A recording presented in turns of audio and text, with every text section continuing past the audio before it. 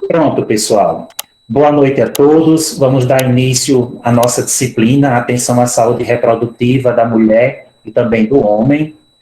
Essa disciplina, ela estará dividida em 6 aulas, tá certo? E aí, pessoal, eu vou compartilhar com vocês, ou eu vou tentar compartilhar com vocês, a tela com relação às aulas, tá certo?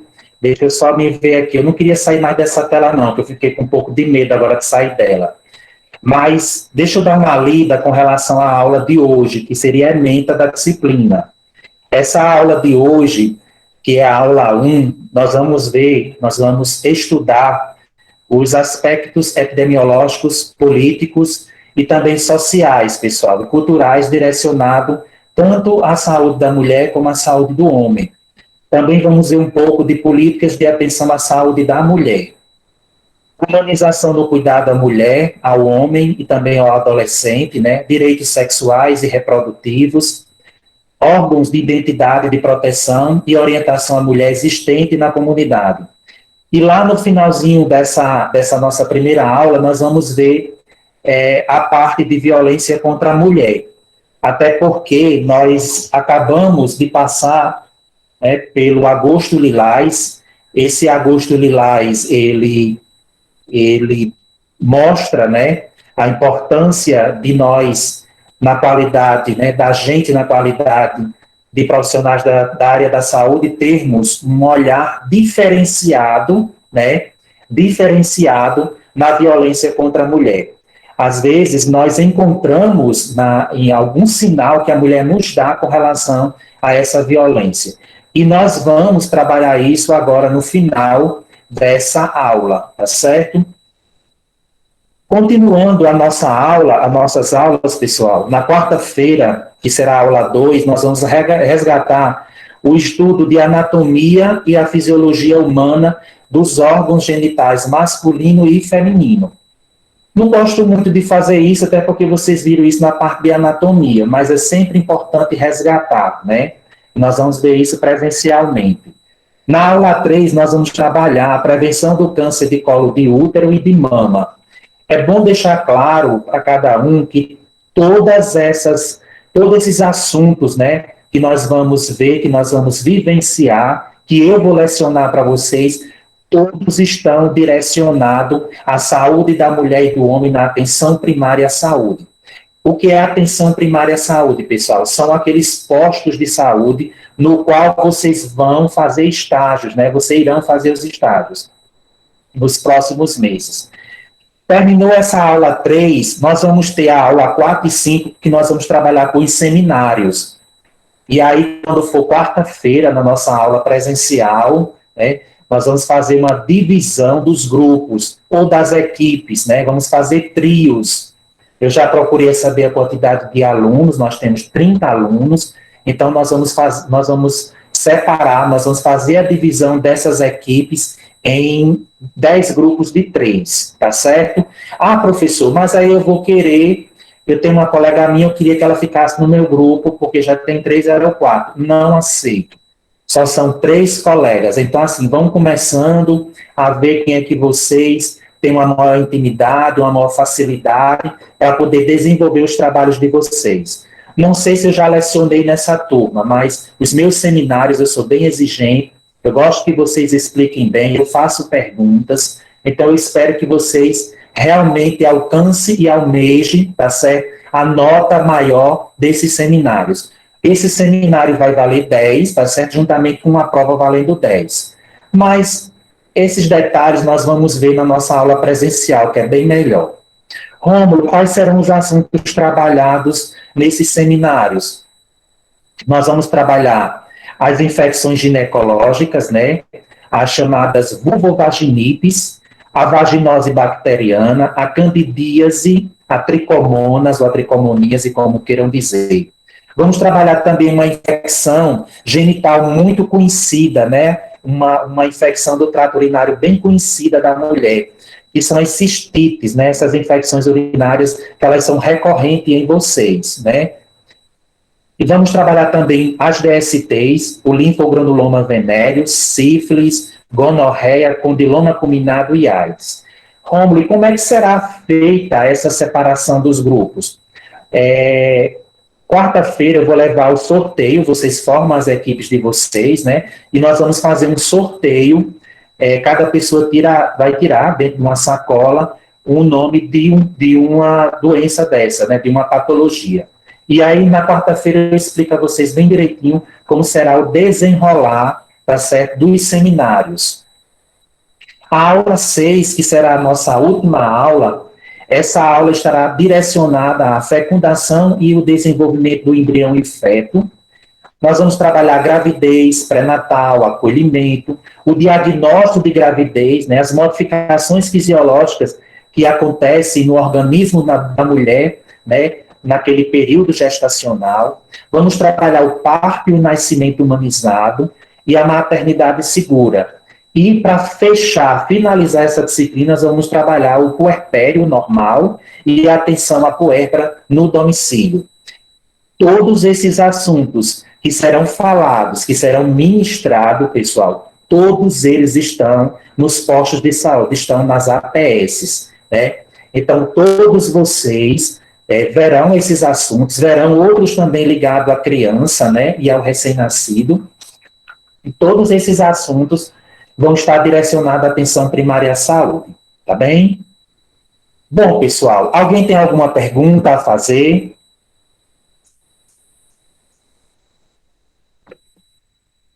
Então, vamos lá, vamos iniciar a nossa aula.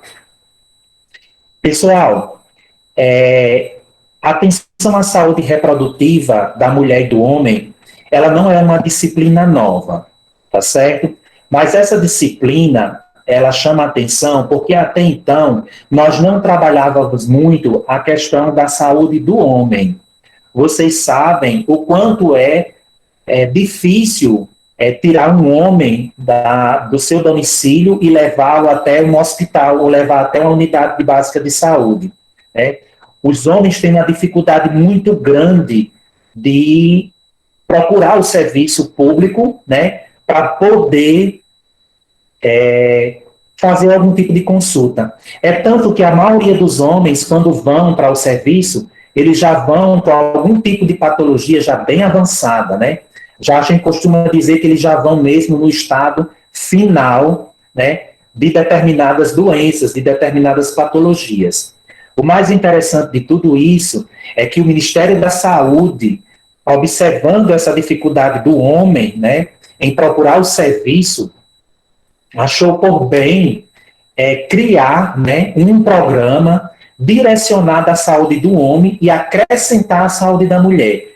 Porque não tem como trabalhar a saúde do homem e não trabalhar a saúde da mulher. Embora aqui na minha fala, na minha narrativa inicial, tenha dito da dificuldade do homem de procurar o serviço público, mesmo assim, nós tentamos realizar um trabalho, nós tentamos fazer a busca ativa desse homem para que ele venha até o serviço, até o nosso serviço. Como é difícil, é bem complicado. Por dois motivos principais, existem outros, mas o principal motivo é porque o homem trabalha manhã e tarde. Não é que a mulher não trabalhe porque a mulher tem os seus afazeres domésticos, muito pelo contrário, as mulheres trabalham muito mais do que os homens. E aí os homens, por trabalharem e os atendimentos das UBS serem só de manhã e de tarde, dificulta sim, né, o homem a procurar o serviço público, pela questão do horário, né, pela questão do trabalho dele, e aí ele sente dificuldade em procurar o serviço. Pensando nisso, o Ministério da Saúde ampliou o atendimento de algumas UBS até às 10 horas da noite, né? E aí, às 10 horas da noite, não são todas as UBS, né? Essas UBS, elas são chamadas UBS especiais, elas não têm. Para poder ter acesso, é preciso que os municípios, eles façam eles adiram, né, vão ter que aderir a esse programa, né, procurar se cadastrar e fazer uma adesão a esse programa, né. Não é todos as UBSs que têm condições de ir até a noite, né, para fazer esse atendimento do homem. Pois bem, pessoal, vamos começar a falar, embora que eu tenha feito esse breve relato com relação à saúde da mulher, Então, saúde do homem, perdão, nós vamos começar a falar sobre a saúde da mulher. Depois nós vamos entrar mais lá na frente na saúde do homem. Mas vamos lá, pessoal. Tá dando para vocês verem direitinho a tela, pessoal? Tá sim. Pessoal, atenção à saúde primária, tá certo? Então, atenção à saúde reprodutiva da mulher e do homem. Bom, pessoal, encontram-se em algumas literaturas vários conceitos, né, sobre saúde da mulher. E também há algumas concepções, né, mais restritas que abordam apenas alguns aspectos, né? E que aspectos são esses, pessoal? São aspectos sociais, né? São aspectos biológicos, né? Anatômicos. E aí, pessoal, eu preciso dizer a você que a saúde reprodutiva é um estado completo de bem-estar físico, de bem-estar mental, social, né? Em todas as matérias concernentes ao sistema reprodutivo, né, da mulher e do homem, e também suas funções e seus processos, né. É bem interessante falar sobre bem-estar físico, mental e social, porque esse conceito é um conceito que a gente antigamente não via isso, porque a gente só achava que saúde era ausência de doença ou vice-versa, né? E a gente sabe que esse conceito ele mudou totalmente, né? Esse conceito ele se modificou, o tempo foi passando e o conceito teve que mudar, né? E devido a essas mudanças que aconteceram, né, a saúde reprodutiva, ela começou a implicar, por conseguinte, que a pessoa possa ter uma vida sexual segura, mas também satisfatória, tendo a capacidade de reproduzir, né, e a liberdade de decidir sobre quando e quantas vezes deve fazê-lo. Como a atenção primária à saúde pode proporcionar essas condições e o direito dos homens e das mulheres de serem informados e de terem acesso aos métodos eficientes, seguros, aceitáveis, financeiramente compatíveis de planejamento familiar, né, bem como o acesso aos serviços apropriados de saúde que propiciam às mulheres as condições de passar com segurança pela gestação e também pelo parto. É bem interessante a gente falar sobre tudo isso, porque quando vocês estiverem vivenciando a prática do serviço, vocês vão ver que a coisa realmente não funciona muito desse jeito, né? Às vezes, no serviço de saúde, embora que a gente diga, né, que a mulher precisa ter esses direitos, tanto o homem como a mulher, têm que serem preservados, mas a gente sabe que em muitas gestões, né, em muitos PSF, em muitos postos de saúde por aí, muitas mulheres têm dificuldade, né, de conseguir até um anticoncepcional, um ciclo 21, digamos assim, não, pessoal, desculpe, um método anticoncepcional para evitar, né, a gravidez. Um comprimido desse, uma caixinha dessa, pelo SUS, e se fosse comprar, ele era um valor, como é que eu vou colocar para você, insignificante. Então, tudo isso que eu falei, tudo isso que está no slide, né, ele retrata de uma forma bem singular, né, como é que o serviço de saúde ele se comporta hoje, né? O que a literatura nos fala, o que a literatura nos diz, mas o que nós vivenciamos na prática do serviço é um pouco diferenciado de tudo isso aí. Rômulo, por que você costuma falar isso? Eu costumo falar isso porque muitas de vocês, quando saem das salas de aulas e vão para o serviço, diz assim, mas aí Rômulo mostrou um negócio muito bonitinho, a coisa muito arrumadinha, né? Só que aqui, no serviço, vou tomar aqui uma aguinha, pessoal. Só que aqui no serviço está um pouco diferente, né, do que o Rômulo falou. Está um pouco de desculpa, pessoal. Está diferente do que o Rômulo falou. Mas é por isso que eu tenho a preocupação de mostrar a vocês o que a literatura nos fala e também mostrar a vocês como é a realidade dos serviços. Esses conceitos que aí estão colocados são conceitos que a literatura nos permite estudar, e de que é o correto e que é o certo. Mas quando a gente chega na prática do serviço, a gente sente algumas dificuldades, né? Principalmente com relação a métodos, né, contraceptivos, que existe uma falta muito grande nos PSFs. A UBS, pessoal, é o primeiro contato. O que é uma UBS? A UBS é uma unidade básica de saúde. Ela é o primeiro contato, tá certo? É a porta, né? É o ponto de entrada da comunidade. Tanto o agente comunitário de saúde como a UBS, ele faz essa ligação entre o domicílio, a casa, né, do paciente, e a UBS, a equipe, ele faz parte da equipe.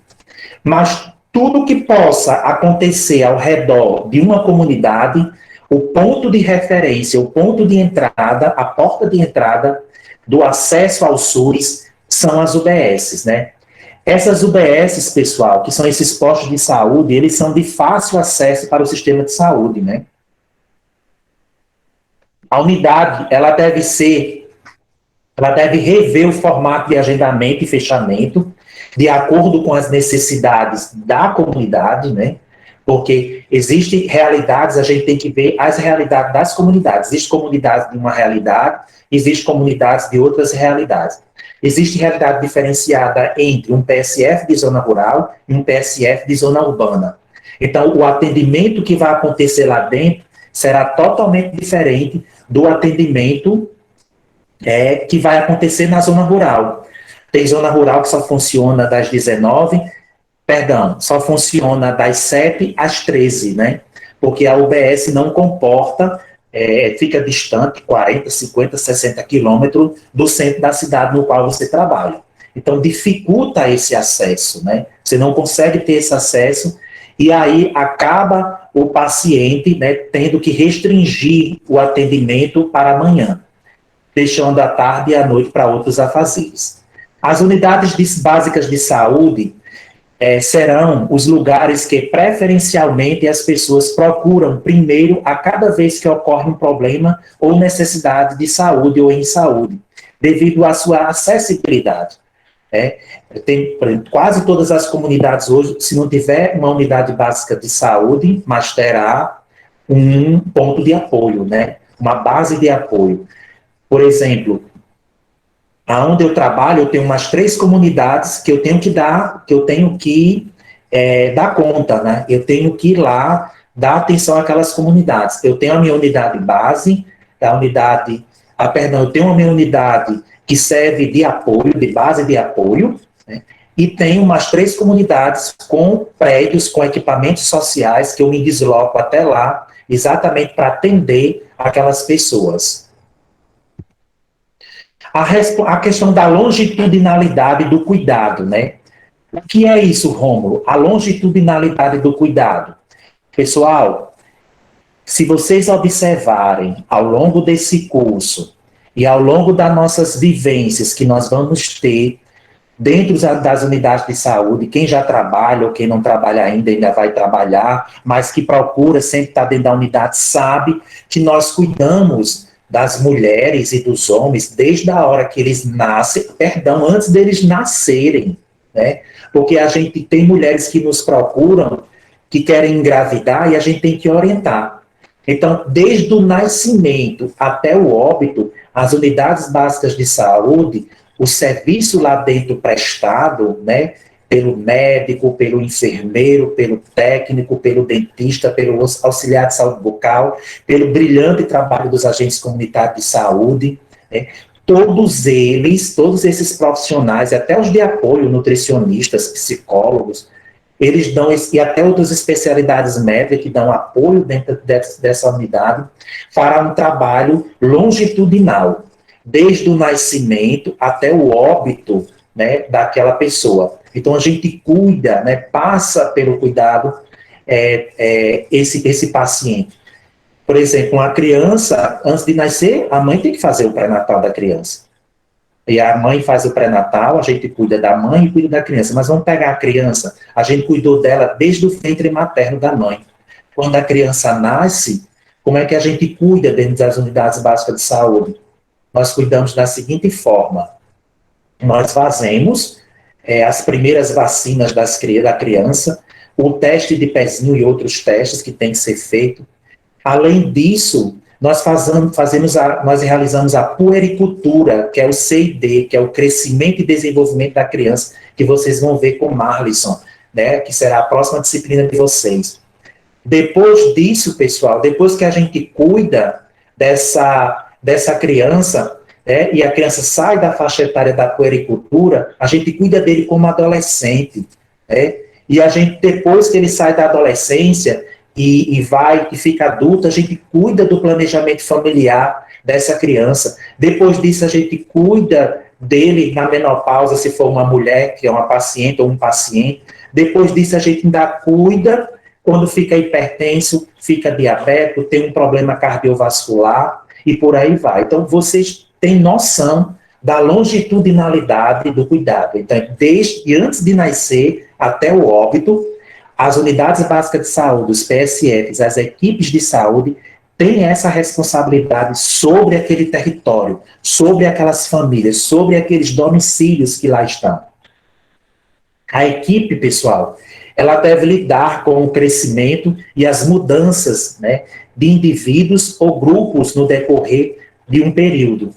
Porque é assim, tanto uma comunidade pode apresentar diferentes características, como também os indivíduos que lá frequentam aquela unidade. Então, a comunidade em si tem os seus diferenciais, tem a sua singularidade, né? E também, tem a sua pluralidade, mas também tem a sua particularidade. Da mesma forma, pessoal, eu acho que tem alguém querendo entrar, né, pessoal? Tem alguém querendo entrar? Tem sim, deixa eu permitir aqui, pessoal, só um instante.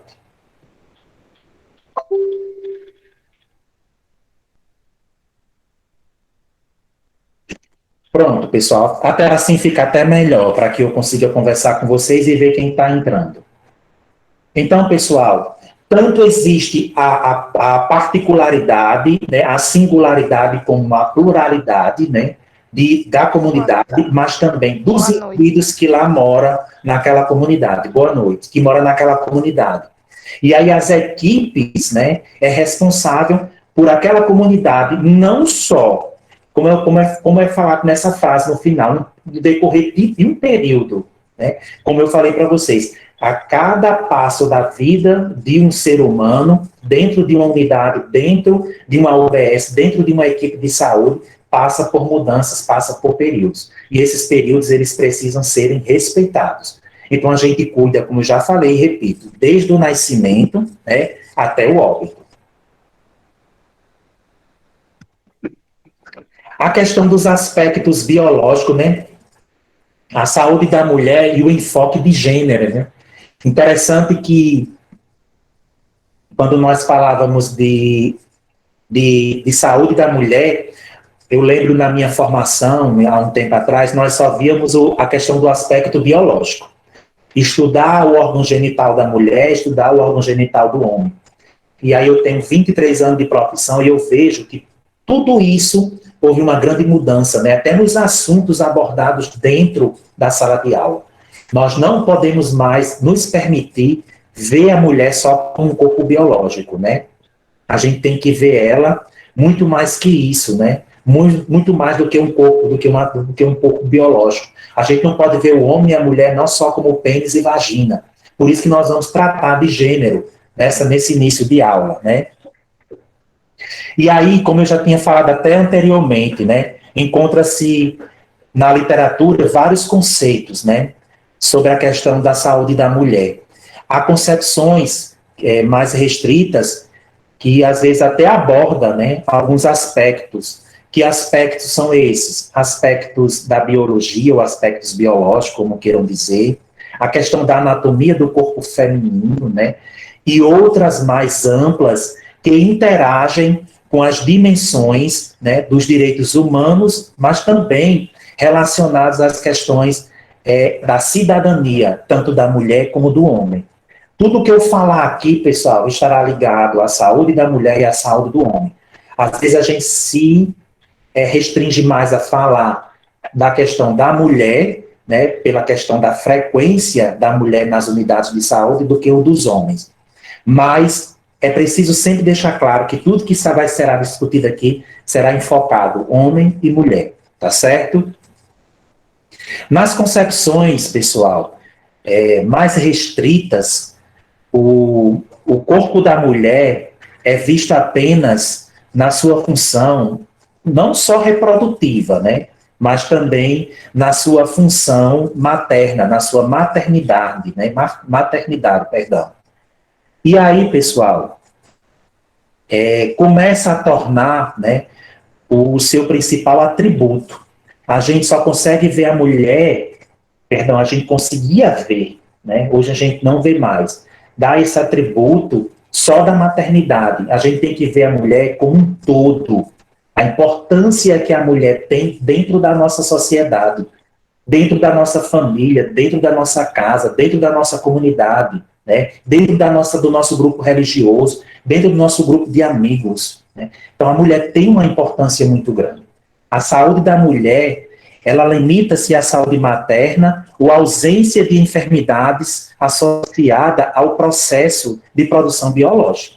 Então, a gente não pode só apenas ver essa palavra limita-se, né? Não é só essa limitação que a gente pode ver, é muito mais que isso, a saúde da mulher.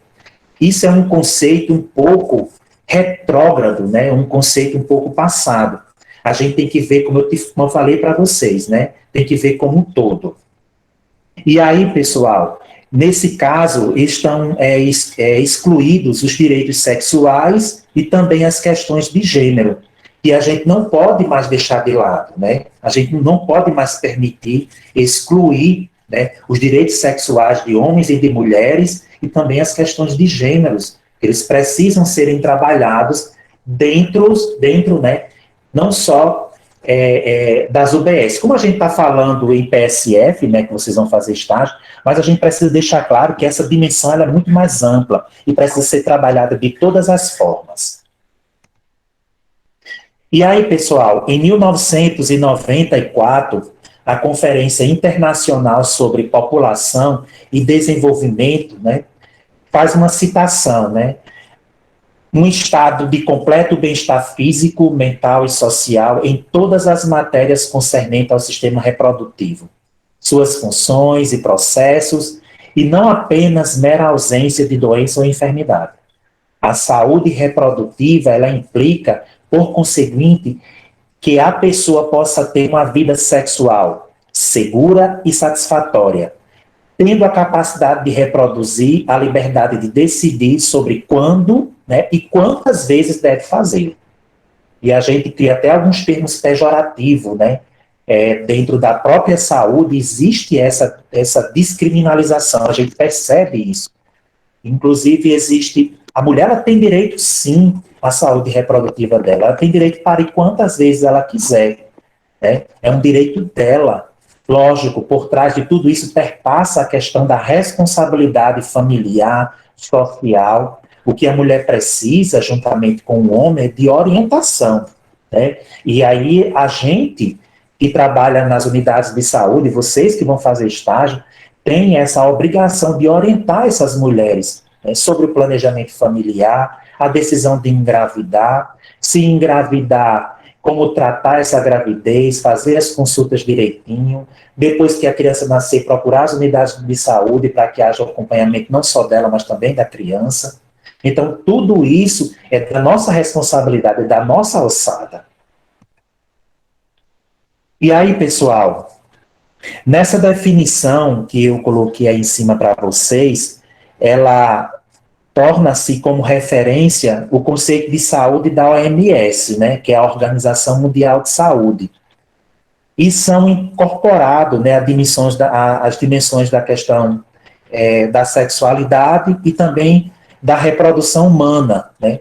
Na perspectiva de direitos, né? Da mulher ter direitos, passou a ser direito, né?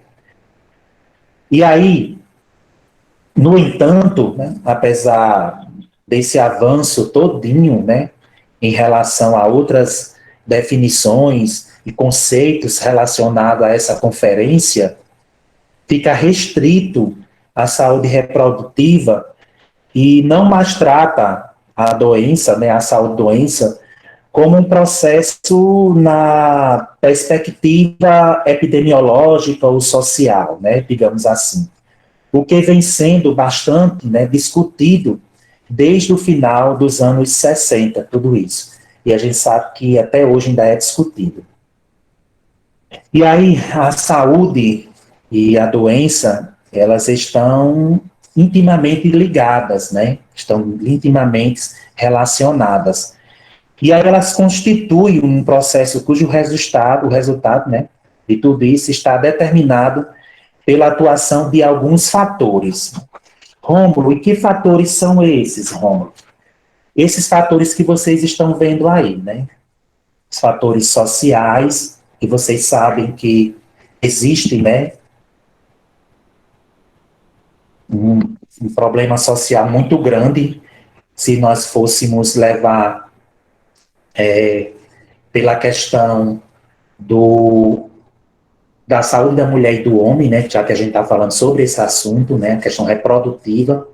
A questão social ela é muito complicada, né, a gente vivencia, a gente se depara todos os dias com vários problemas sociais, né, com vários tipos de violência, né. A gente teve agora o Agosto Lilás e a gente abordou muito bem esse tema durante 30 dias, e essa questão social ligada ao homem e à mulher é bem complicada a gente tratar, e às vezes a gente não consegue resolver esses problemas, a gente acaba pedindo a intersetorialidade, né? A gente pede a ajuda de outros setores, da ação social, da educação, e até mesmo de extra setores que não estão dentro daquele determinado, por exemplo, numa prefeitura municipal, de outros setores, né? Fora a cidade, a gente pode pedir ajuda em outra cidade.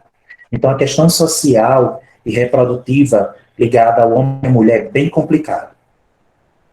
As questões econômicas, né, culturais e históricas, que infelizmente ainda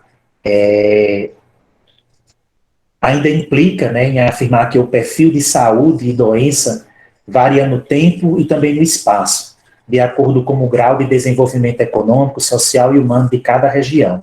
Como eu falei no início lá da minha narrativa, né, essas mudanças elas não acontecem só por comunidade, né, acontece também por períodos. Você lembra que eu falei?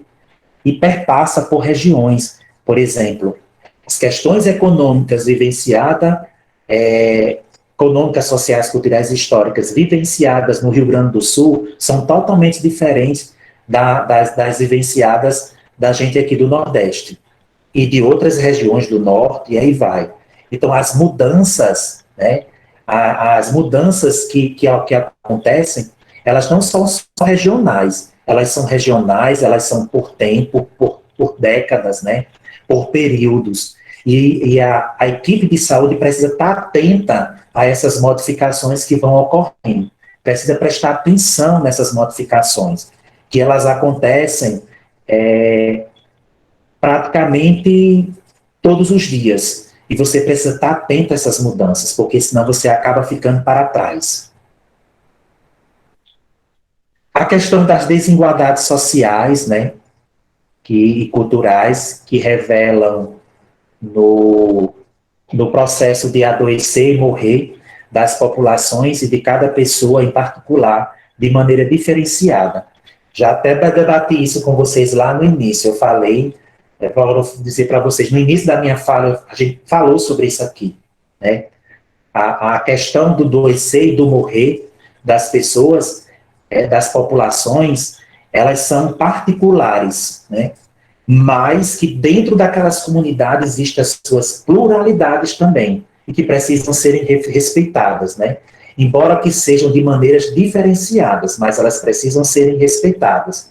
A forma que as pessoas adoecem e morrem, né, adoecem e morrem são diferentes. Lógico, a gente pode encontrar umas parecidas com as outras, agora as idênticas a gente não vai encontrar, né? E aí, pessoal, de acordo com os indicadores, né, de saúde, essas populações expostas às precárias condições de vida, elas estão mais vulneráveis, né? E aí tem uma questão dos indicadores. Existe uma vulnerabilidade social muito grande e que precisa ser trabalhada, precisa ser buscada para a gente tentar resgatar essa situação da mulher, do homem em si, das famílias em si, com relação a essa vulnerabilidade. Mulheres que vivem em situações de pobreza é superior ao de homens, é verdade. É verdade. Em tudo em si relacionado a questões sociais, as mulheres elas são mais vitimadas. Por que elas são mais vitimadas? Porque a própria sociedade faz dessa mulher uma vítima, né? Às vezes até eu vou contar um caso clássico para vocês, que é a questão da mulher que está casada, tem um filho, o marido deixa a mulher, ele proíbe a mulher por vários tempos, né, de não trabalhar, viver só em casa, ela não consegue estudar, ela não consegue trabalhar, e aí ele arranja outra mulher, sai de casa, e essa mulher fica numa vulnerabilidade social enorme, passa por dificuldades, às vezes tem que voltar para a casa dos pais e não quer voltar, mas tudo isso, a mulher, ela teve a liberdade do trabalho e do estudo aprisionada, né? O marido não deixa essa mulher trabalhar, não deixa ela estudar, não deixa ela se desenvolver. Esse exemplo que eu estou dando é um exemplo clássico que a gente encontra por aí, né? Eu acho bem interessante que eu vou compartilhar com vocês essa questão eu vou deixar para o final, essa questão da violência da mulher que eu vou trabalhar com vocês, que eu vivenciei essa semana, lógico, não vou faltar com minha ética, porque eu não vou citar nomes, né? Mas eu vou contar um caso, né, que eu participei, que foi bem uma violência contra a mulher, né? Mas vamos lá. Mulheres trabalham durante mais horas do que os homens, isso é verdade também, né? Há muito tempo que isso vem acontecendo no Brasil. Metade do seu tempo é gasto em atividades não remuneradas, né? É verdade também. Diminuindo o seu acesso aos bens sociais, inclusive aos serviços de saúde. Muitas mulheres passam de anos sem realizar um preventivo pela questão da falta de tempo. Ai, Rômulo, eu não vim fazer meu preventivo porque eu não tenho tempo. Ah, Rômulo, eu não tive tempo para vir para minha consulta. Quer dizer, sempre há tempo para outras coisas, para os afazeres domésticos, nunca tem tempo para cuidar da sua própria saúde. Tem mulheres que passam de 10 anos sem fazer um preventivo. Isso é muito complicado, né? Você passar 10 anos, às vezes, quando vem fazer um preventivo, a mulher já está numa situação bem complicada, né? Às vezes até com alguma neoplasia, né?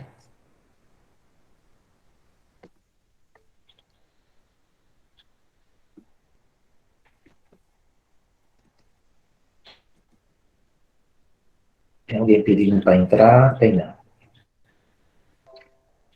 Ok, pessoal, vamos lá, vamos continuando. Essas questões de gêneros, de gênero que a gente vai começar a falar, né, a gente já começou, né, a gente já iniciou, levando em considerações que as históricas, né, desigualdades de poder entre homens e mulheres, eles implicam num forte impacto, né, nas condições de saúde nas últimas décadas, né? E aí as questões de gêneros, elas devem ser consideradas como um dos determinantes, né, da saúde na formulação das políticas públicas. Mas lá na frente vocês vão ver a importância das políticas públicas para as mulheres, né, que existe um programa direcionado à saúde da mulher, que até então não existia, né? Mas aí o governo federal começou a ver com outro olhar, e aí criou um programa direcionado só à questão da saúde da mulher. Elemento constitutivo, né, das relações sociais entre homens e mulheres, né? Tem uma construção social histórica, né? É construído e alimentado com base em símbolos, normas e instituições que definem modelos de masculinidade e feminilidade, e padrões de comportamento aceitáveis ou não para homens e mulheres. Delimita campos, né, de atuação para cada sexo, dá suporte à elaboração de leis e suas formas de aplicação. Eu gosto de deixar essa parte por último, a questão de delimitar campos de atuação para cada sexo. Isso é bem interessante, a gente ver essa fala, né, ver essa frase, porque recentemente a gente teve essa questão de delimitar até cores, né? Tem mulheres que a mulher tem que usar rosa e o menino tem que usar o azul. Quer dizer, a gente cria isso em nossas mentes, né? Em nossa mente, criando esse limite, né, de campo, né, de atuação. É muito interessante. E a gente, para poder vencer isso, é preciso criar leis, né? Porque a gente não consegue sair disso. Isso foi um exemplo bem clássico. A subjetividade de cada sujeito, né, sendo única a sua forma de reagir ao que lhe é oferecido em sociedade. É uma construção social e sobreposta a um corpo sexuado. Se refere, pessoal, a esse conjunto de relações, né, as relações entre homens, né, relações entre homens e mulheres, a questão dos atributos que são dados a homens e mulheres, os seus papéis que vocês representam na questão da sociedade, a questão das crenças e atitudes que definem o que significa ser homem ou o que significa ser mulher. É bem interessante isso. Na maioria das sociedades, gente, as relações de gêneros são desiguais, né? Você tira agora esse negócio do Talibã, e não quer permitir as mulheres a estudarem, né? Não permite as mulheres sair de casa, as mulheres têm que sair de burca, que é aquele pano que reveste a mulher da cabeça até os pés, ela deixa só uma fleta, né, nos olhos para poder enxergar.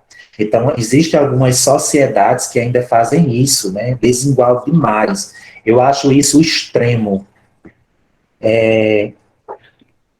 Os desequilíbrios de gêneros, eles se refletem nas leis, né, políticas e também na questão das práticas sociais, assim como nas identidades, né, nas atitudes e na questão dos comportamentos das pessoas. As desigualdades de gêneros, eles tendem, digamos assim, a aprofundar, né, outras desigualdades sociais e também a discriminação de classe, de raça, né, de idade, de orientação sexual, de etnia. Deixa eu tentar lembrar de outra aqui. Da questão das deficiências, né, da língua, da religião, e aí dentre outros, né, dentre outros que podem ocorrer, né, possam aparecer. Da mesma maneira que diferentes populações estão expostas, né, a variados tipos e graus de riscos, tanto mulheres como os homens, em função de organização sexual e também das relações de gênero, também estão expostos para a questão de padrões, né, distintos de sofrimento e também de adoecimento e até de morte. E começa partindo-se desse pressuposto, é imprescindível, né, que a incorporação de algumas perspectivas de gênero na análise do perfil epidemiológico de um país tão grande como é o Brasil, né, e no planejamento também das ações de vida, né, da questão da igualdade dos direitos e também da cidadania da mulher, né, os direitos que são alegados às mulheres. E aí, pessoal, a questão da evolução das políticas de atenção à saúde da mulher, né? Foi criado esse primeiro programa, né, o PAISME. Esse programa, ele foi criado em 1984, né? Ele começou a ser elaborado pelo Ministério da Saúde, né, porque o Ministério da Saúde começou a ver que havia a necessidade de ampliar, né, de ter essa evolução nas políticas de atenção à saúde da mulher. E aí criou esse programa. Interessante que esse programa, porque existe a implantação e existe a implementação do programa. E aí o programa ele foi criado, né, pelo Ministério da Saúde, ele foi implantado e ele foi implementado. Implantar é colocar o programa, né? E implementar é ver o que precisa ser mudado, ver o que precisa ser aprimorado, ver o que precisa ser melhorado no decorrer, né, da implantação desse programa. E aí o Ministério da Saúde começou a ver e havia uma necessidade de fazer algumas mudanças, né, nesse programa. E as mudanças, elas começaram a ocorrer à medida que o tempo foi passando, né? A cada década as mulheres tiveram as suas conquistas, né? O tempo foi passando e as conquistas começaram a chegar. E o programa ele começou a passar por diferentes transformações de acordo com a necessidade de tempo e período, né? E espaço. E aí viu-se algumas, né, observou-se algumas linhas de cuidados prioritários, né? E que linhas de cuidados são essas, pessoal? A atenção obstétrica, né, e neonatal qualificada e humanizada baseada em evidências científicas, né? Começou-se a dar uma atenção maior, né, a essa atenção obstétrica, e as maternidades, elas sempre existiram, né? Mas começou a dar uma importância maior às mulheres, né, a atenção obstétrica da mulher, a mulher que vai parir, né, a obstetrícia da mulher. E o Ministério da Saúde começou a criar hospitais específicos, né, porque a gente vê muitos hospitais e maternidades, é hospital e maternidade. E hoje nós temos hospitais, nós temos maternidades específicas, né, para cuidar, para dar atenção obstétrica à mulher. E, por incrível que pareça, existe até agora existe um estudo recente não, já faz um tempo que vem badalando isso, mas não põe em prática, né? Criar essas policlínicas, né, de atenção à saúde da mulher, com todos os programas, todas as especialidades direcionadas à saúde da mulher. A questão da saúde integral da mulher, né, a questão da saúde sexual e reprodutiva de mulheres e adolescentes, criando assim a promoção, a prevenção e o tratamento das DSTs e AIDS, a questão da saúde sexual e reprodutiva da mulher. Quem mais procura o serviço público com algum problema ligado à questão das DSTs são os adolescentes, né? Embora que a gente fale da importância de se usar os preservativos, mas mesmo assim a gente encontra muitos adolescentes, muitos jovens com esse tipo de problema, que procura a gente. A gente trabalha a promoção, a gente conversa com os adolescentes, a gente palestra nas escolas, a gente explica, a gente esclarece, a gente fala da importância do uso do preservativo, mas mesmo assim a gente encontra aqui e acolá um adolescente e um jovem que desencadeou, que pegou, né, alguma doença, vamos falar assim no popular, venérea, né, alguma DST, alguma doença sexualmente transmissível.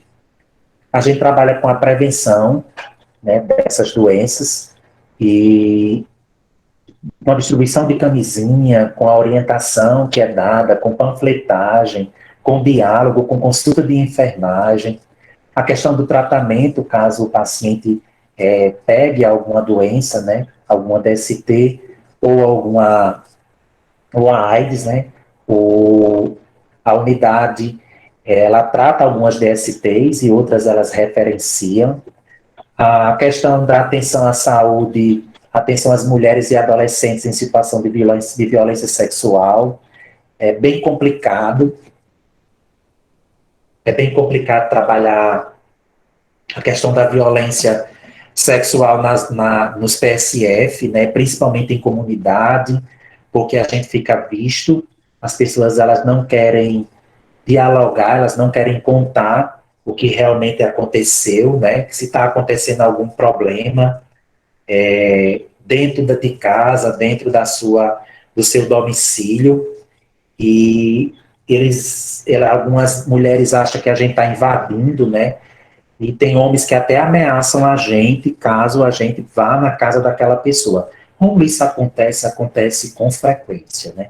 Então é um pouquinho difícil a gente trabalhar essa questão da violência sexual, né? Não só contra a mulher, mas também contra o homem, contra adolescentes, contra jovens, contra idosos, né? É muito complicado trabalhar essa questão da violência sexual em uma comunidade, porque a gente fica até visado, né? As pessoas que foram buscadas, né, pela gente, as pessoas que a gente fez a busca ativa, quem violentou acaba ficando com raiva da gente. Mas a gente, na qualidade de profissionais da saúde, a gente tem a obrigação de denunciá-los, né? Se houve essa violência sexual, precisa ser denunciada, a gente precisa procurar os órgãos competentes, conversar com as pessoas que estão à frente, lógico, de forma sigilosa, de forma ética e de forma responsável, né? Porque as acusações, elas não podem ser feitas de formas aleatórias. A gente precisa investigar. E para isso a gente conta com o apoio também da ação social, né, do serviço social. Redução da mortalidade por câncer, né? Existe mortalidade, né? Existe morbidade. Existe mortalidade, existe morbidade. E assim, existe o adoecimento, existe o óbito. Vamos tirar, por exemplo, aqui essa questão de morte e mortalidade, né? A questão de idosos, né? As pessoas que fazem acompanhamento de hipertensão e diabetes, então, perdão, pessoal, pessoas que eu estou olhando aqui que é câncer, as pessoas que têm câncer, né, que acho que procura a unidade de saúde. Recentemente, onde eu trabalho, eu passei por uma dificuldade muito grande, né, para tratar e cuidar de uma pessoa, uma senhora de 54 anos, que desenvolveu um problema de um câncer, e esse câncer dela foi descoberto em 2018, e simplesmente ela não nos permite entrar na casa dela. E aí eu estava olhando a importância da gente escrever nos nossos prontuários, eu olhando o prontuário dela, essa questão do não acesso à casa da paciente era antiga, ela não deixa ninguém entrar na casa dela, ela descobriu em 2018, 2017, por aí. E eu olhando os relatos, é bem antigo, ela não permite que a gente entre na residência dela. Eu estive na casa dela e para fazer o curativo, inclusive ela inventou até um falso meu, dizendo que eu tinha judiado com ela, mas graças a Deus eu não faço nada meu só, eu sempre levo a minha técnica de enfermagem comigo, porque ela precisa estar presente nesses momentos para ela ver o que está sendo feito, principalmente quando a gente trata da intimidade de outras pessoas, principalmente se for mulher. Se for uma mulher, se eu for tratar da intimidade com uma mulher, eu levo uma técnica comigo. A minha técnica de enfermagem fica na sala comigo. Eu não fico só. Exatamente para não correr risco nenhum. E aí essa paciente tem um câncer de mama e simplesmente não permite que a gente adentre a casa dela, né? Para fazer curativo, para cuidar, para orientar, para falar da importância, né? Das precauções que ela precisa ter com relação àquela ferida oncológica, mas simplesmente ela se recusa a todo instante em nos receber, né? Infelizmente. Outro ponto é a atenção integral às mulheres no climatério. Muitas mulheres passam por essa dificuldade muito grande. Existe, eu não sei, algumas literaturas nos remetem, nos falam que mulheres, quanto mais cedo os menstruários, mais cedo vão entrar na menopausa. Então, o climatério é uma preparação para chegar da menopausa, para parar de menstruar. Eu sempre, quando uma mulher me procura, eu sempre falo da importância dela procurar um especialista, porque o climatério é bem complicado, né? É bem complicado. A mulher passa por diversos problemas. Desculpe, pessoal. Passa por diversos problemas no climatério, né? A perda de cálcio nos ossos, há uma série de complicações, sente muito calor, sente uma fadiga enorme. Então, assim, ela precisa de um cuidado maior. E essa evolução das políticas, que antigamente ninguém nem falava sobre isso, né? Ninguém falava sobre climatério, ninguém falava sobre menopausa, e hoje nós já falamos sobre isso. Pessoal, eu queria saber de vocês, se vocês estão me ouvindo direitinho, se vocês querem fazer alguma pergunta. Eu tô ouvindo. Também, Tá dando para entender. também. Vocês querem fazer alguma pergunta? Rômulo, eu fiquei curiosa. Pronto, pode fazer. Sobre essa paciente, ela esconde da família ou ela não quer fazer o tratamento, no caso? Não, Ou não ela querer receber visita? Certo. É uma paciente que não esconde da família. A família sabe, o esposo e o filho também sabe. Eu estive na casa dela, né, porque eu sou muito preocupado com tudo isso. Eu me sinto como se fosse, não é uma, que na verdade não é nem uma questão de obrigação, é de respeito mesmo que eu tenho pelas mulheres.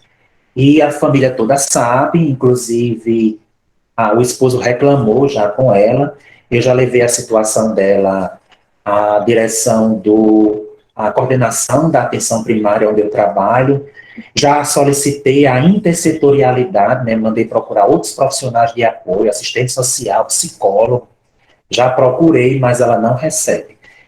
Para poder chegar e entrar na casa dela, eu preciso pedir uma permissão a ela, eu preciso falar com o agente de saúde, o agente de saúde fala com ela. Teve um dia que eu cheguei na casa dela, eu fiquei 5 minutos no sol torrando, era quase meio-dia, eu já tinha ido lá, ela não abria a porta, ela não recebe. Mas tudo isso já foi falado, já foi dito, já foi escrito e tem um documento feito por mim e pelo serviço social para a gente tratar, porque a gente tem muito medo que ela aconteça o pior com ela e ela nos culpe por isso, né? Ok, pessoal? Posso continuar? Sim, Rômulo, obrigado. Acho que ela tem problema psicológico. Parece. Pessoal, o Programa de Assistência Integral à Saúde da Mulher, o PASME, né?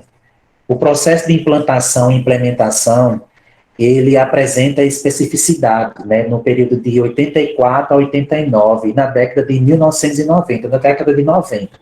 Lembra que eu falei para vocês? À medida que as décadas foram passando e as conquistas foram chegando, os espaços foram se abrindo para as mulheres, aí sim, começou a ver que teve que implementar, teve que colocar essas ações dentro do programa. O programa que foi de 1984 já é diferente da de 90, já é diferente do ano 2000, já é diferente do nosso agora. Então, à medida que o tempo foi passando, foi colocando, foram implementando outras situações, foram trabalhando, foram renovando a questão de gênero, a questão da violência sexual, tudo isso teve que ser colocado dentro do programa, de ser trabalhado, né? Foi uma evolução o programa. E o programa está em constante evolução, né? Porque as modificações, porque as problemáticas, né, elas estão chegando e elas precisam serem postas, elas precisam serem colocadas no programa para que se torne lei e que dê acessibilidade, dê direito às mulheres, né, para que elas tenham esses direitos postos em práticas, né. E aí, influenciado a partir da proposição do SUS, né, pelas características da nova política de saúde, pelo processo de municipalização e principalmente pela reorganização da atenção básica nos municípios, por meio da estratégia de programa de saúde da família.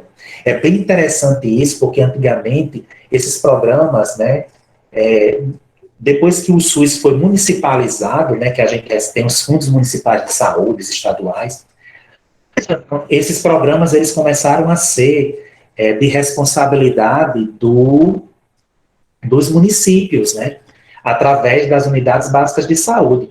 Lembra que eu falei para vocês, lá no início da minha narrativa, da minha fala, vocês estão vendo que todo esse processo ele passou, né, por várias transformações. E aí chegou hoje, nós temos uma unidade básica de saúde, com médicos de referências, enfermeiros, técnicos, auxiliares, todos estão lá para trabalhar toda essa parte da saúde da mulher. E aí todo esse processo, ele é feito dentro dos municípios, dentro das unidades básicas de saúde. O PASME, né, pessoal, incorporou como princípios e diretrizes as propostas que praticamente são aquelas do nosso SUS, né? Descentralização, que é descentralizar o serviço, a questão da hierarquização, a questão da regionalização dos serviços, bem como a integralidade, né? Integrar esse serviço, criar uma rede de atenção à saúde da mulher. Você imagine que como é complicado integrar a saúde da mulher. Mas quando a gente tem entendimento e conhecimento do programa, tudo fica fácil. Você quer ver, por exemplo, aonde eu trabalho, no município que eu trabalho, a gente não tem, como quase todos os municípios, a gente não trabalha com o pré-natal de alto risco. A maioria desses municípios pequenos não trabalham. Mas nós precisamos referenciar a questão da integralidade, integrar esse serviço, criar uma rede de atenção com municípios que têm uma rede maior, uma rede mais ampla, né? E aí o que é que a gente fez? A gente solicitou de Mossoró, através da UFESA, né, da Universidade Federal, um pré-natal de alto risco. E a gente conseguiu. Então, aonde eu trabalho, o município que eu trabalho, todas as nossas gestantes, elas realizam o pré-natal de alto risco em Mossoró, na UFESA. A gente integrou o serviço. O serviço, a gente foi buscar o serviço longe para integrar ao nosso serviço, que nós não tínhamos, nem na unidade, nem dentro do município. Isso a gente fez de forma igual, né, de forma igualitária, né? A gente usou a equidade. Então, a gente não distingue nada a todas as pacientes que faz pré-natal com a gente. Se a gente fez a ficha perinatal dela e nós descobrimos que essa paciente ela é uma paciente de alto risco, a gente precisa referenciá-la para o pré-natal de alto risco. E a gente faz isso. A gente encaminha ela para Mossoró. Num período em que, paralelamente, no âmbito do movimento sanitário, se concebia o arcabouço conceitual que abraçaria a formulação do Sistema Único de Saúde. Lembra que eu falei, né, tudo que vocês estão vendo aqui, princípios, diretrizes, todos estão ligados ao nosso maravilhoso SUS, né?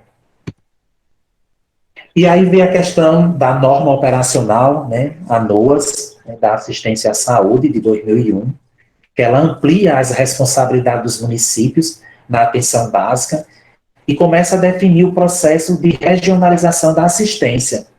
Ela começa a criar mecanismos, né, para fortalecimento da gestão do SUS e também começa a atualizar os critérios de habilitação para os estados, mas também para os municípios. Então, começa a dar a responsabilidade aos municípios para criar, né, a sua rede de atenção naquela região.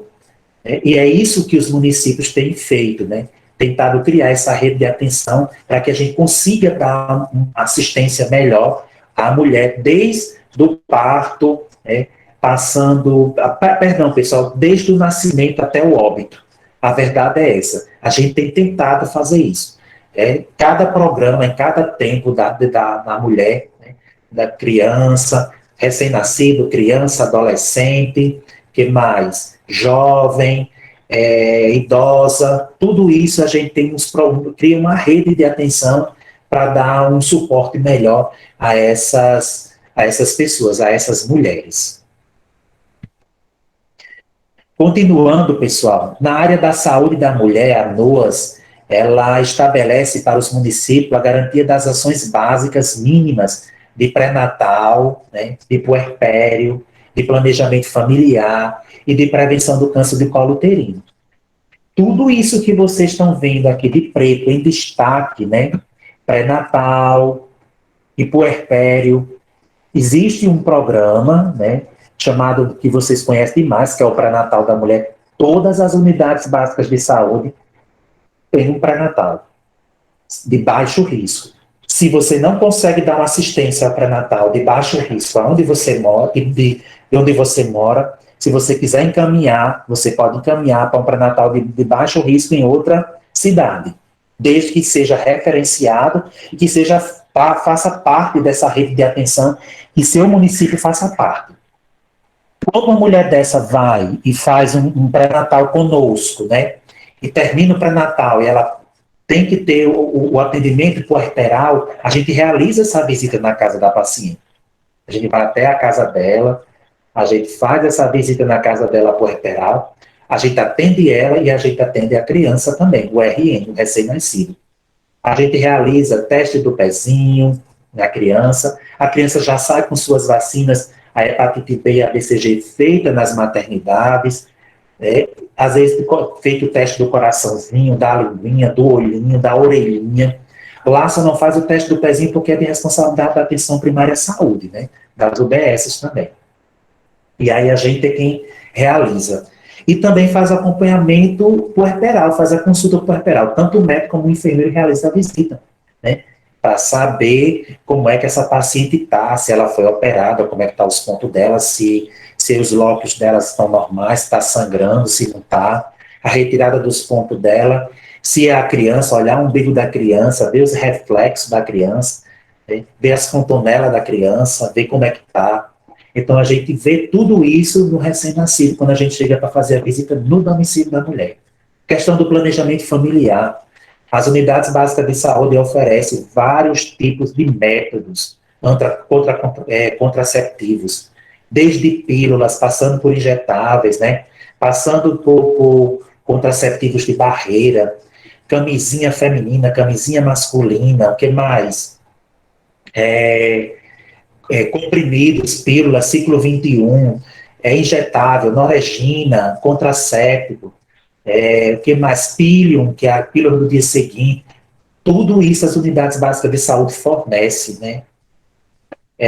E também a prevenção do câncer de colo de útero, na mulher que a gente faz o preventivo, né? A gente realiza os preventivos nas mulheres, e nós vamos ter uma aula falando só sobre cada...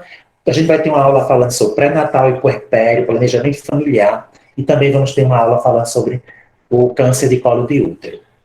Para garantir o acesso, né, às ações de maior complexidade, prevê a conformação de sistemas funcionais e resolutivos de assistência à saúde por meio da organização dos territórios estaduais. Lembra que eu falei para vocês? Criar uma rede de atenção. A gente precisa criar a rede de atenção, porque se o município não consegue dar conta, né, daquele problema com aquela gestante, com aquela mulher, com aquela idosa, a gente precisa referenciar ela para um local que dê apoio, né, que dê atenção àquela mulher, mas que ela não perca, em hipótese alguma, essa ligação, esse elo de contato com a unidade básica de saúde, que será a referência dela. Então, no território estadual, e às vezes até os municípios, né, por exemplo, a Sul é uma cidade polo, a Sul está tentando criar uma rede de atenção com outros municípios, né, para que a Sul seja uma rede de referência, para que a gente receba mulheres de outros municípios dentro do nosso município. Mas também Carnaubais pode criar, Ipanguaçu, Itajá, Alto do Rodrigo, Pendências, pode criar também. E ser uma referência também, né? A questão da prioridade, né? O nível federal de administração também apresentou, na última década, dificuldades de descontinuidade no processo de assessoria e apoio para a implementação do PAS. Porque eu falei para vocês, essas dificuldades elas vão acontecendo, né, para implantar a questão da implementação. Por quê? Porque à medida que o tempo vai passando, à medida que as décadas, os dias, os anos vão passando, outras coisas precisarão serem agregadas, aglutinadas a esse programa.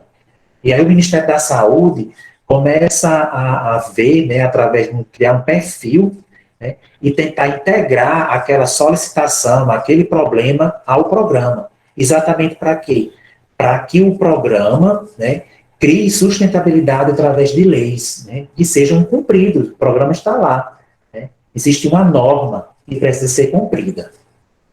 Observando-se mudanças a partir de 1998, quando a saúde da mulher passa a ser considerada uma prioridade do governo, né? Do governo federal que eu estou falando. E aí começa a ver como uma prioridade, e o programa ele começa a criar força também nesse tempo. A questão da perspectiva de atuação, né? a questão da transversalidade de gênero e raça. O programa é como se fosse vários assuntos trabalhados, né? Vários assuntos trabalhados, e dentro daquele programa, só que existe algumas transversalidades, né? De gênero e raça, que não pode mais ser trabalhado como um tema transversal. Ele precisa ser trabalhado, ele precisa fazer parte junto na implementação do programa, ele precisa estar lá, ele não pode ficar como se fosse uma travessa, o próprio nome diz transversal, né? Não ser mais trabalhado daquela forma, e sim estar dentro do conteúdo e ser cobrado e ser trabalhado, né? Dentro das unidades, através do governo federal, através do Ministério da Saúde. A questão da integralidade, né, do programa, a verticalização, né, do passado, e agora, recentemente, a violência sexual, que tem sido trabalhado bastante, inclusive, como quase todos como é que eu vou colocar para vocês, os assuntos são trabalhados por mês, né?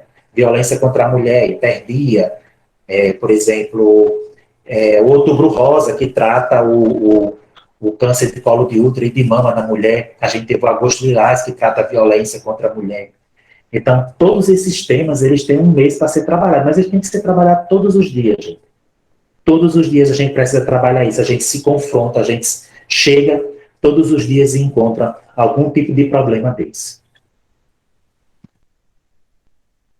Existem algumas lacunas, né, que elas precisam serem preenchidas, né? A questão do climatério e da menopausa, que é pouco trabalhado, né, nas unidades básicas de saúde, e até mesmo pelos governos, pelo próprio governo. É preciso ter uma atenção maior para as mulheres com climatério, que até falei para vocês agora, recentemente, mas é preciso que se trabalhe melhor isso. A questão da menopausa, as mulheres elas sofrem bastante nesse período, e é preciso que a gente dê uma atenção maior a elas, né? Principalmente nesse momento que elas passam, do mesmo jeito que a menina passou de menina para moça, né? Menstruou, teve a sua menarca, né? Teve a sua menarca, não, perdão, pessoal, não estou lembrando o nome da primeira menstruação, não estou lembrando.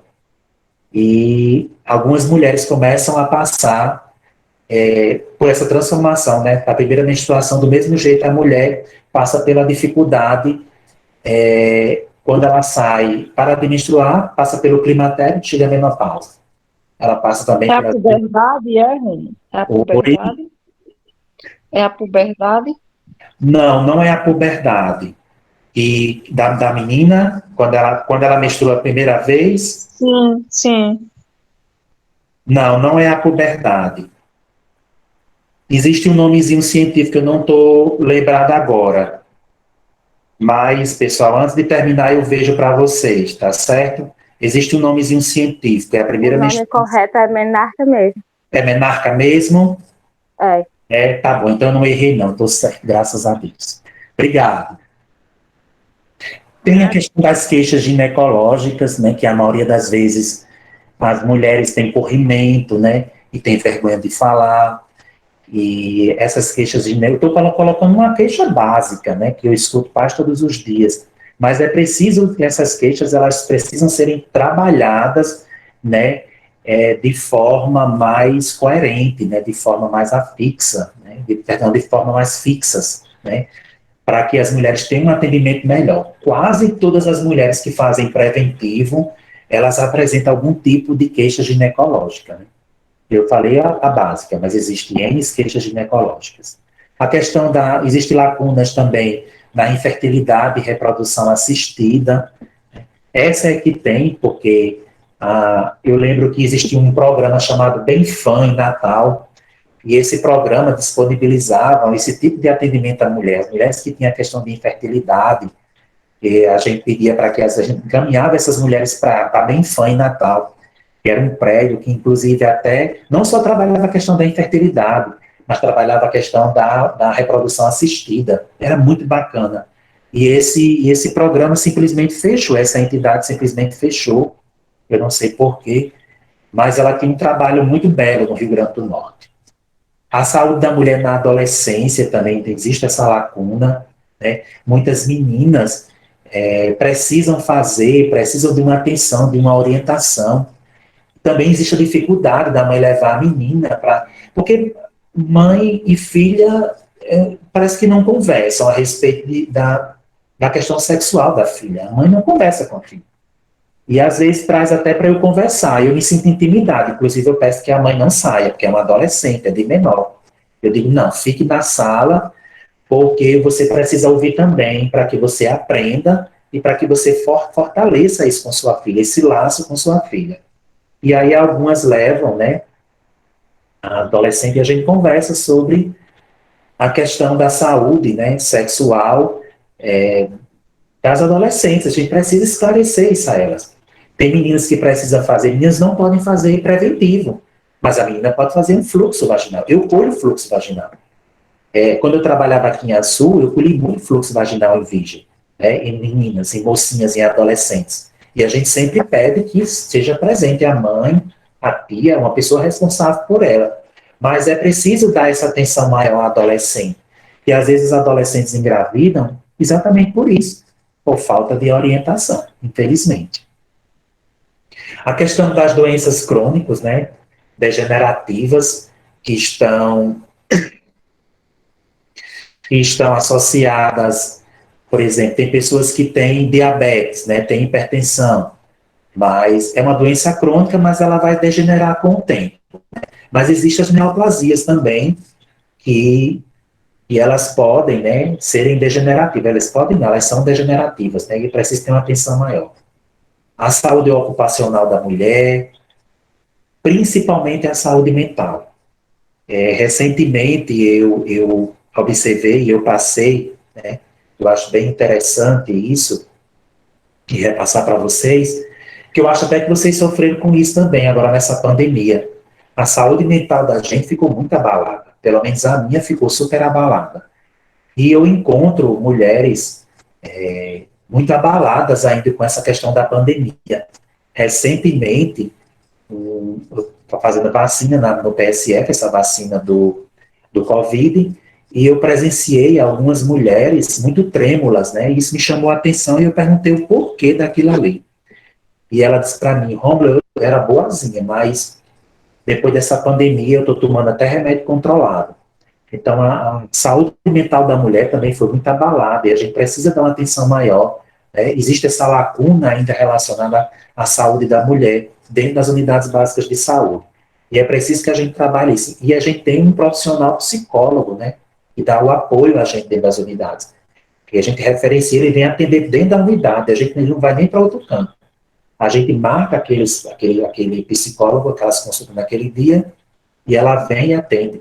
E tem muitas mulheres, né, com algum problema relacionado à mente, né, ansiedade, um estresse muito alto, depressão, muita gente tomando remédio controlado, que precisa ser trabalhado isso com elas para que elas deixem isso não vale a pena, né?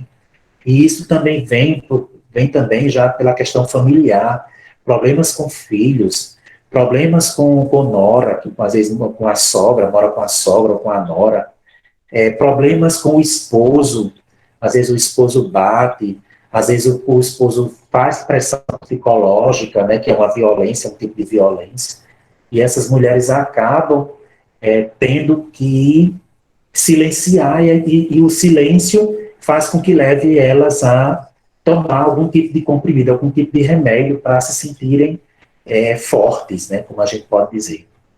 Doenças infectos contagiosas, né, muitas, eu costumo até falar assim, quando eu dou algumas palestras falando sobre AIDS, né, DST AIDS, e às vezes de vez em quando eu tento me atualizar, como é que estão os dados, como é que estão a questão do perfil, né, e eu lembro que quando a AIDS surgiu, e com o tempo, né, em décadas, chegou um tempo que quando a gente chegava nesses hospitais de doenças infectas contagiosas, como o Rafael Fernandes em Mossoró, o Giseudo em Natal, a maioria das pessoas que lá estavam, né, os pacientes, eram pacientes heterossexuais e mulheres, né?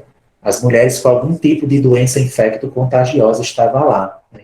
Principalmente ligado à AIDS, né? O setor de AIDS estava, na época que eu fui, faz um tempinho, estava bem cheio.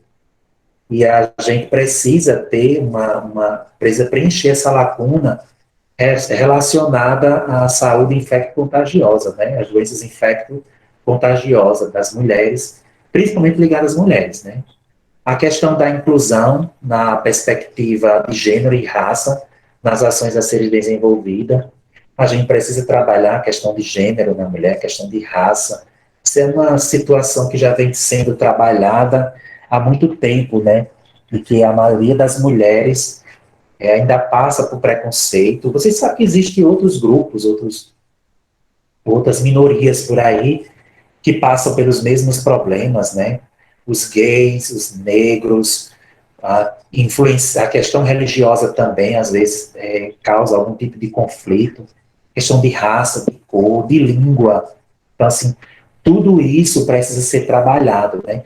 Queira ou quer não, nós temos mulheres negras, nós temos mulheres lésbicas que precisam serem vistas, esse programa precisa ser revisto, a questão do LGBTQI+, né, das mulheres que são lésbicas, precisam ver essas mulheres, precisa ter um olhar, eu não vou dizer diferenciado não, porque não, quando a gente faz isso, a gente é preconceituoso.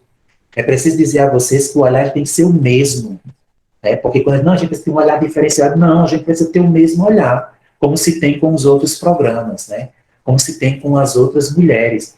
Elas não são diferentes de qual das outras não, né? E é preciso ser respeitado isso. E aí existem algumas novas ações que estão sendo feitas, né? Eu acho bem interessante que essas novas ações, a questão da atenção às mulheres rurais, né? Minha mãe é uma mulher rural, minha mãe foi uma mulher ruralista, né? Sempre morou nos sítios, e eu fico olhando, quando eu toco nesse assunto, eu me lembro muito da minha mãe, né, daquela mulher humilde, rude, e que não tinha nenhum programa direcionado a ela, que ela pudesse ir um posto de saúde, que pudesse ter um atendimento. Eu não sei nem se na juventude da minha mãe, ou depois que ela casou, depois que teve esses monte de filhos, fez algum preventivo. Eu lembro que o último preventivo que ela fez foi quando ela foi fazer uma cirurgia, e aí precisou fazer um preventivo, eu nem lembro qual foi o ano. Mas foi uma mulher que passou por várias etapas. Hoje eu vejo minha mãe, ela fazer um preventivo, eu quero fazer um preventivo esse ano, a gente leva ela ali e ela faz um preventivo. Né? Mas antigamente era muito difícil, ela mesmo diz. Impressionante no filho, como a gente morava no sítio, a dificuldade do acesso da gente para uma consulta, né, para passar pelo médico. Era muito difícil. Não só ela, como mulher, mas os filhos, o esposo. Então, quem vive na zona rural hoje tem esse acesso mais facilitado, né, com todos esses programas que dão essa liberdade, né, para a gente, graças a Deus. A questão das deficiências, né, as mulheres deficientes, sejam elas físicas, mentais, né, algum tipo de deficiência que ela possa apresentar, existem essas novas ações que têm esse olhar, né, para as mulheres que têm algum tipo de deficiências, negras, né, isso já vem sendo trabalhado há muitos anos, né, as mulheres negras, as questões indígenas, não é muito a nossa realidade, né, mas a gente tem as mulheres quilombolas, na nossa região aqui do Vale do Açu, a gente tem mulheres quilombolas, e a gente não tem indígenas aqui por perto, mas a gente tem as quilombolas, e que elas precisam serem respeitadas, elas precisam terem os seus direitos, né, que foram adquiridos ou que serão adquiridos, respeitados, e que precisam serem colocados em práticas. Né. As questões das mulheres presidiárias, nunca trabalhei com as mulheres presidiárias, né, eu nunca trabalhei com alguns grupos, mas eu tinha, na época da faculdade, uma colega que trabalhava, né, nos presídios de Mossoró, e ela sentia essa dificuldade do trabalho na ala feminina, até a questão do acesso ela tinha, mas hoje existem já novas ações para isso, né, existem programas que vão lá dentro, atendem as mulheres, dá assistência a essas mulheres. Às vezes eu fico me lembrando, se você pegar tudo isso, você encontra as mulheres, uma mulher só, ela está, às vezes, integrada a todos esses itens, todos esses aspectos que eu coloquei aqui para vocês. Né? Você encontra uma mulher que é da zona rural, ela pode ser deficiente, ela pode ser negra, né? Se ela for, ela pode ser dos quilombolas, né, que a gente tem aqui. Então, quer dizer, você pode encontrar essa mulher e ela ter esses vários perfis que aqui estão, né? É bem interessante. As mulheres lésbicas, que eu já falei para vocês, a gente tem uma dificuldade muito grande de trabalhar os profissionais da área de saúde. Eu não tenho, graças a Deus. Eu tenho muita intimidade de trabalhar com as mulheres lésbicas, né? Até pela questão da minha opção.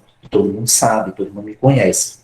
Então, assim, eu tenho uma facilidade muito grande de trabalhar com elas, de orientá-las, né?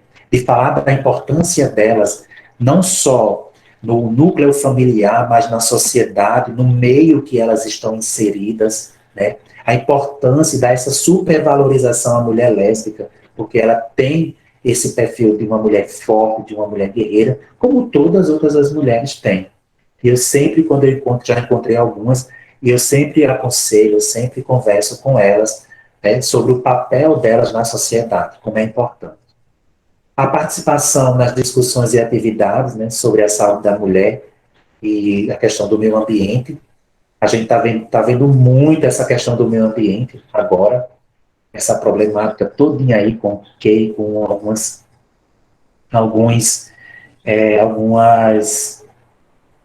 queimação, né, algumas queimagens por aí,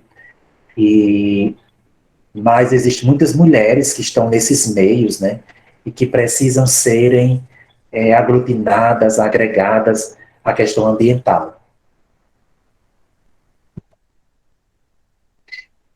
Pessoal, eu deixei esse tema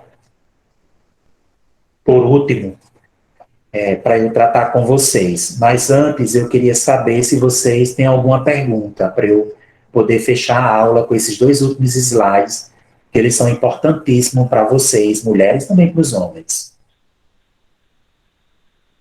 Eu tenho só uma curiosidade em relação ao que você falou agora sobre as presidiárias, como é esse atendimento a elas. Se funciona, tipo, eu sou agente de saúde, na minha área existe lá um presídio e eu sou a responsável por levar minha equipe para levar o atendimento até eles. Como é isso? É Pronto. agendado? É o pessoal do presídio que tipo, tem algum responsável para levar a informação à unidade para que o profissional vá lá atendê-las? Como é? Quem está falando? É Raquel. Raquel, ótima pergunta. Como é que funciona isso? Se a pessoa tiver em uma delegacia, geralmente aquela delegacia pode estar num território, né, de algum agente de saúde ou de uma equipe de saúde. E aí, aquele território, aquela equipe daquele território tem a responsabilidade, né, de se deslocar aquele local, lógico, com segurança, que a gente precisa, a gente sabe disso, e realizar o atendimento daquela pessoa. Existe, eu estou falando isso porque é uma realidade, né? Algumas delegacias por aí, que tem algumas mulheres presas, que estão no território, e tem aquele agente de saúde que é responsável por aquele território, pode levar assim lá. Mas em grandes presídios, como o Presídio Federal de Mossoró, tem uma equipe lá, tem médicos, enfermeiros, dentistas, auxiliares de enfermagem, auxiliares de saúde bucal. Eu digo isso porque eu fiz o concurso da penitenciária de Mossoró, eu não passei, mas tinha vaga para todos esses profissionais. Então, esses profissionais, eles ficam dentro do presídio, né? Tem aquele horário, né, de atendimento que eles ficam lá à disposição. E aí, sempre que precisa de um atendimento, a pessoa procura o serviço e o serviço é disponibilizado para aquela pessoa. Ok? Ok, obrigada. De nada. Mais alguma pergunta, pessoal, para eu poder encerrar com esses 2 slides? Gostei da sua pergunta, viu, Raquel? Eu queria perguntar desde a outra aula que teve, só que eu não sabia como perguntar. Pronto. Agora eu consegui formar a pergunta. Eu estou entendendo. Pessoal, pois vamos lá. Nós temos, agora no mês de agosto, como vocês sabem, a gente passou pelo Agosto Lilás, né? Esse Agosto Lilás é uma referência, digamos, contra a violência à mulher, né? mas eu costumo dizer que é um mês direcionado à mulher, mas é principalmente a questão da violência, né? E a gente viu várias retratações, né, várias situações que a gente vivenciou, né, com relação a esse mês de agosto. Muitos eventos, né, foram feitos, né, para que chamasse a atenção para a violência contra a mulher. E aí, pessoal, antes de começar a falar sobre a violência contra a mulher, eu queria fazer não é um desabafo, mas eu queria contar a vocês uma situação que eu presenciei, que eu vivenciei recentemente aqui em Açu. Eu estava em casa e fui chamado, que foi uma violência, né?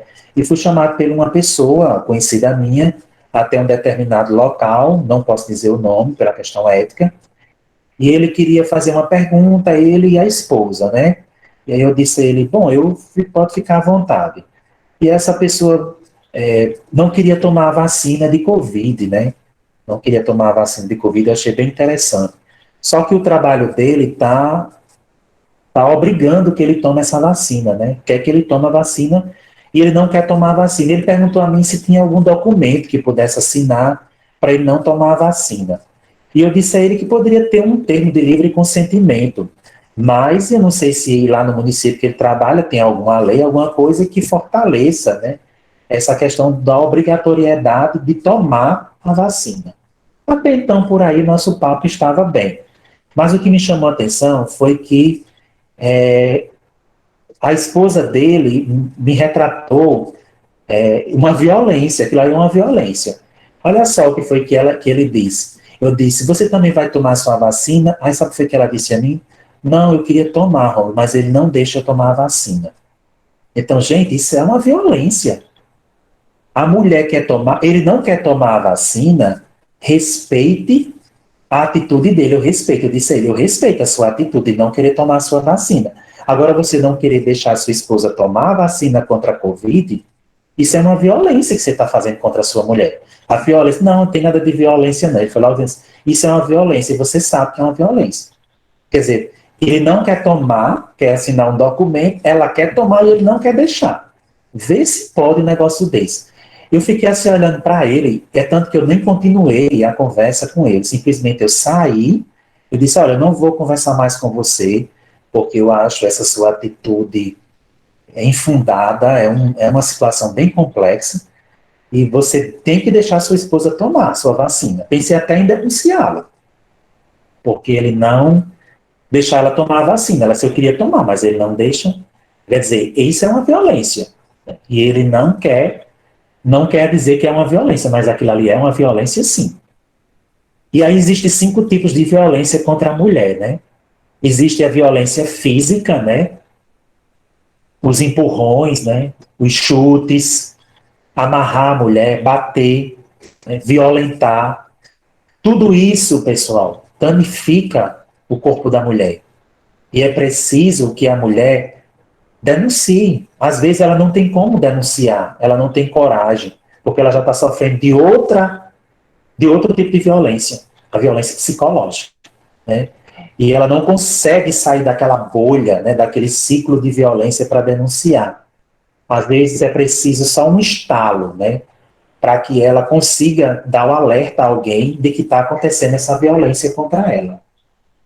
E aí a violência física, o silenciar da violência física, ela gera a violência psicológica, né? Porque o homem começa a humilhar a mulher, começa a insultá-la, né? O silêncio da mulher é uma violência, porque ela está sendo violentada fisicamente e está sendo obrigada a silenciar, né? Psicologicamente abalada.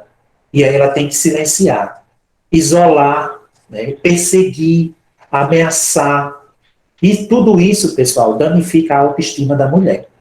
A mulher se sente pequena, se sente menor. Existem alguns homens que se sentem bem com isso. E a gente não pode só não pode só falar do homem. Existe a relação mulher e mulher, né? As lésbicas que também sofrem esse mesmo tipo em uma relação. Existem mulheres lésbicas que sofrem violências físicas das suas companheiras e não conseguem sair desse ciclo. E elas precisam serem denunciadas para que esse ciclo ele seja quebrado, ele seja torado. Né? A questão da violência sexual, né? Pressionar para ter relação, a mulher não está com vontade. Eu escutei muito isso já de algumas pessoas próximas de mim. Né? Homem, tem dia que eu transo com meu marido só para satisfazer ele. Isso é uma violência, pessoal. Você não quer transar, você não está com vontade de transar. Mas ele está o quê? Pressionando a você ter relação sexual com ele. Então, assim, ele vai satisfazer e você não. Você faz só por obrigação. Isso é uma violência. Exigir práticas que ela não gosta, né? Por exemplo, está numa relação íntima com seu esposo, e aí você acaba nessa relação íntima, seu esposo quer fazer uma penetração anal, né? Quer ter sexo anal. Mas você não quer, você não gosta dessa prática. Mas ele está insistindo com isso faz dias, meses. Ele está praticando uma violência contra você, porque você não quer, né? Você não quer aquela prática sexual com ele, mas ele está violentando você. Se negar a usar o preservativo, bom, se a mulher quer que o homem use o preservativo e ele não quer, mas a mulher tem um preservativo feminino, tem, mas ela colocou ele não quer, é um tipo de violência, é uma violência sexual. Se a mulher quer que o homem use o preservativo, é importante que ele use. A gente sabe dos triângulos amorosos. Tem mulheres que sabem, no seu ciclo, né, que existem os triângulos amorosos. E, às vezes, ela sabe e quer que o marido use camisinha com ela, mas ele não quer, nem usa lá fora, nem usa dentro de casa. Então, isso é um tipo de violência. Negar o direito a métodos contraceptivos. Tem muitas por aí que o marido é quem vai escolher o método. Não é a mulher que escolhe, é o marido que escolhe. Né? É bem interessante, e eu não sei se eu estou equivocado ou enganado, mas parece-me, se eu estiver enganado, me perdoe, mas que na hora, eu não sei se antigamente, se isso é o que é, mas até para se colocar um DIU, e se para fazer a laqueadura, é preciso pedir a permissão do marido.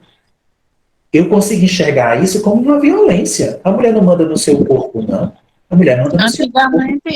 Antigamente não, hoje só faz uma laqueadura aqui em Açu se o homem, o marido autorizar e registrar em cartório. Eu digo porque a minha comadre, ano passado, teve que ir para o cartório e fazer isso.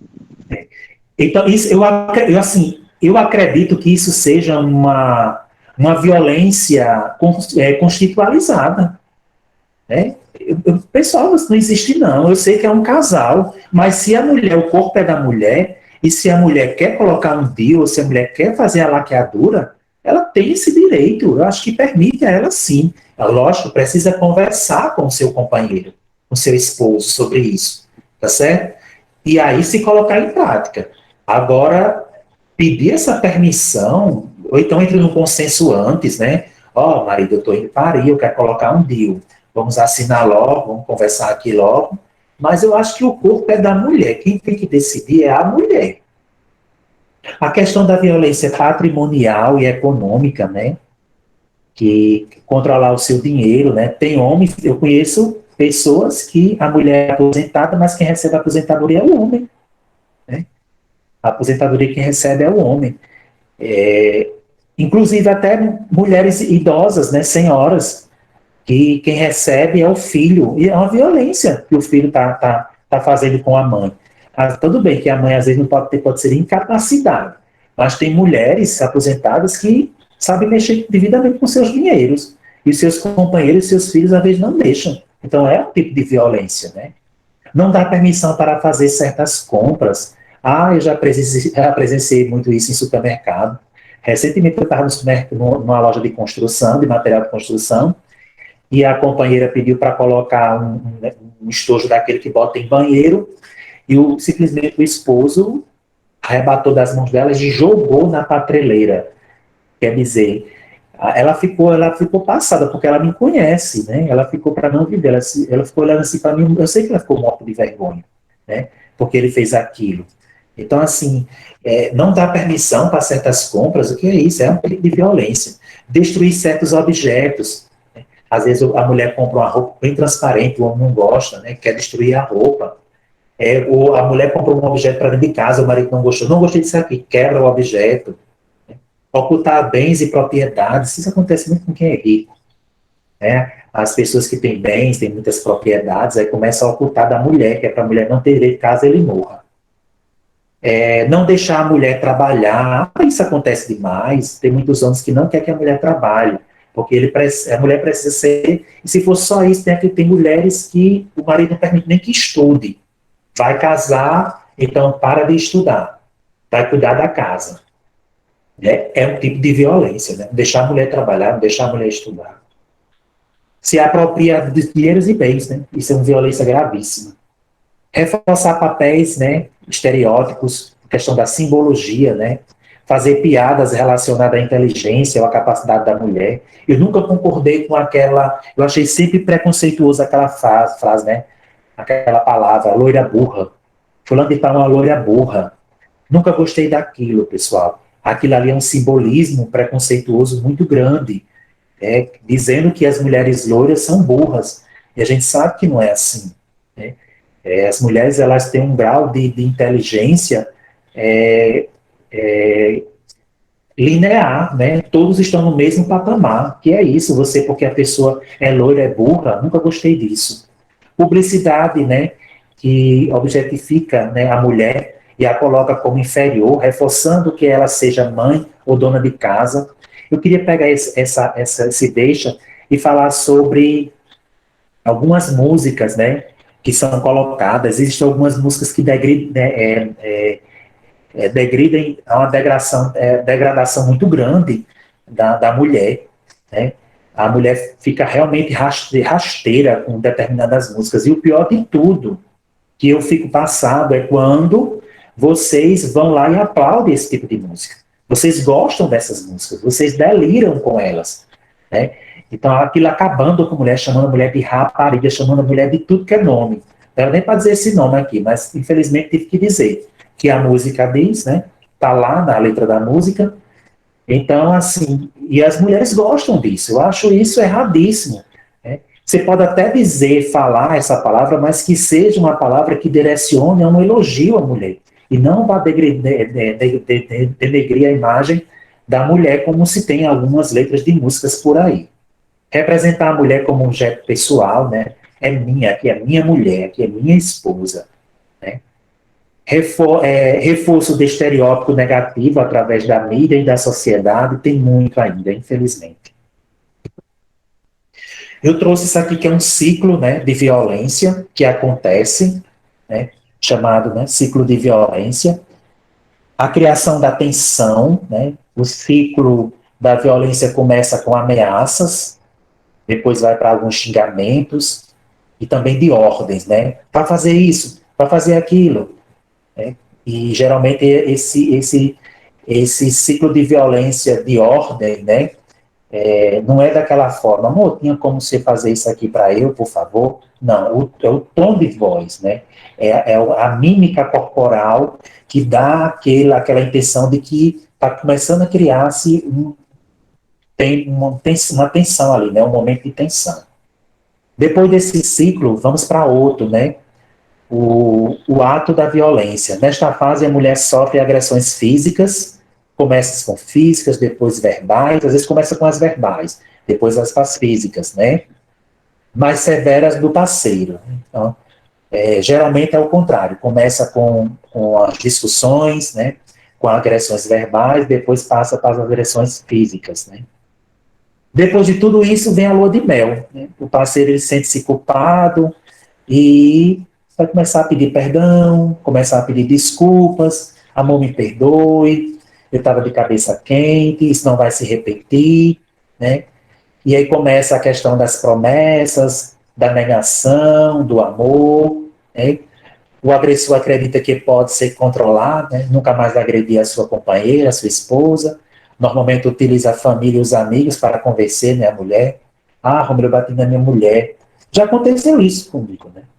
Um colega meu bateu na mulher, a mulher arrumou as malas para sair de casa, ele ligou para mim, eu tive que ir na casa dele, conversar com ela, sabe o que tinha acontecido, porque ele disse que tinha batido nela, eu disse, não, você não pode fazer isso. Fui lá, e não teve jeito não, ela arrumou as malas e foi embora. Nunca mais, e até hoje são separados. Né? Então, ela, como ela disse a mim, essa foi a gota d'água. Ele bateu em mim até quando a gente discutia tudo bem, agora partiu para violência, não conte mais comigo.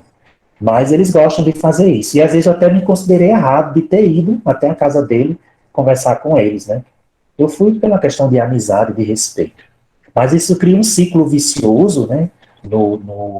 Da mulher com o homem, né? E que isso pode trazer sérias consequências, né? Até mesmo ao ato do óbito, de matar a mulher, né? Enquanto está nesse ciclo, até, eu não vou dizer tudo bem não, porque isso deve ser horrível, mas se sabe direto por aí que tem mulheres que são mortas quase todos os dias, de faca, principalmente de faca, não são nem de tiro, né? Matam mesmo de faca, matam de paulada, matam de bufete, né? Espancam até a morte. Então, pessoal, tenham muito cuidado, né, que esses ciclos, eles são ciclos viciosos, né, que podem trazer consequências seríssimas para as mulheres, tá bem? Pessoal, eu